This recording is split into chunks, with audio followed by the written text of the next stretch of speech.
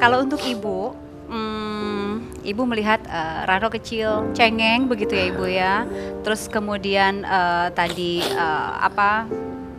banyak main film. Terus sekarang bisa dibilang menjadi seorang pejabat yang lumayan tinggi ibu ya. Pernah nggak ibu membayangkan seorang Rano kecil sekarang besar menjadi seperti ini? Sebagai seorang ibu memang ya saya cuma ingin anak-anak saya itu bahagia. Keinginan untuk anak bisa mencapai itu ya seorang ibu pasti ada ya. Cuman waktu Rano untuk meminta izin untuk menjadi itu, saya cuman bilang sama Rano, ingat Ran, kamu menjabat ini untuk menolong rakyat. Mama nggak mau apa-apa. Hidup tuh tidak lama. Yang dibawa cuma amal dan ibadah kita, itu aja. Saya nggak mau macam-macam, nggak mau yang kejadian yang begini-begini, nggak mau. Mudah-mudahan anak saya bisa menjadi seorang pejabat yang lurus, yang tidak macam-macam, itu aja.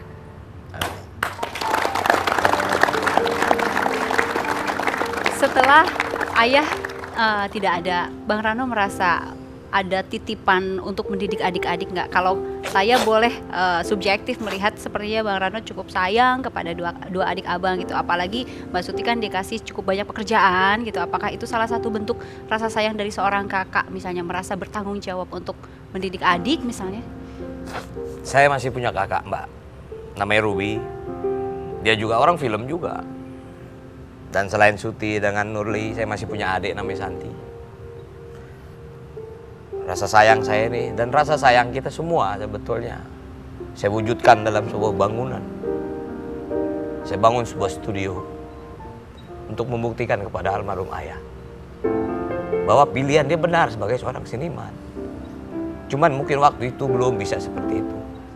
Saya ingin mendengar suaranya Mas Nurli.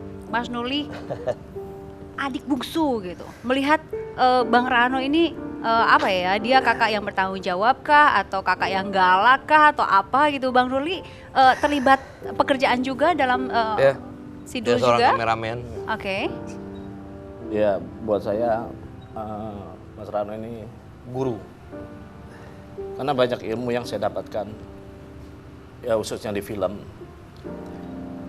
Ilmu Dari film awal dan ilmu jadi apa kehidupan. dulu Mas Nurli? Saya awalnya tukang tarik kabel. Adik loh, Ya, harus kayak gitu. harus kayak gitu ya? Dari awal. Tukang tarik kabel, saya kamera boy. Pernah saya ingat sampai sekarang ucapannya, alat saya lebih baik rusak terpakai daripada rusak tidak dipakai.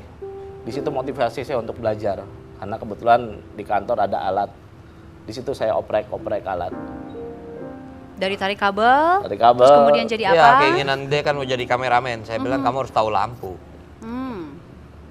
Kamu tahu lampu ini besar, apa bisa kamu angkat? Bisa. Nggak mungkin ngangkat sebesar ini. Bisa kamu angkat, ada caranya. Ya maaf, mungkin kita orang film tahu HMI kayak apa. HMI 6 kilo kayak apa. Kamu harus bisa angkat itu bagaimana. Oh nggak mungkin, ternyata ada teknik. Nah tekniknya kamu belajar. Pelan-pelan dia jadi asisten kamera. Belajar fokus, ngangkat-ngangkat kamera, pasang ini, pasang. Baru dia bisa jadi kameramen. Itulah pembelajaran yang saya bilang, saya pun dulu mengalami seperti itu. Dan kamu harus tahu. Jangan mentang-mentang adik terus mau langsung jadi posisi sesuatu gitu Makanya ya? saya bilang, nah ini kamera saya. Saya lebih senang kamera saya rusak. Karena kamu belajar daripada berjamur, kamu tidak pernah pakai. Nah itulah filosofi yang saya selalu berikan untuk memotivasi. Supaya nggak ada ketakutan gitu. Pasti kita sebagai manusia, sebagai anak muda, pasti akan berbuat salah, tapi mari kita belajar dari kesalahan. Itulah filosofi yang selalu saya sampaikan kepada adik saya tercinta ini. Bang Nurli, awal-awal ketika suruh gulung kabel gitu, sebel nggak sih lihat kakak? Atau justru menghargai seorang kakak yang seperti ini? Kalau dibandingkan dengan kakak-kakak yang lain, ada beda-bedanya nggak? Ciri khas Rano Karno sebagai kakak apa? Ya, utamanya saya senang.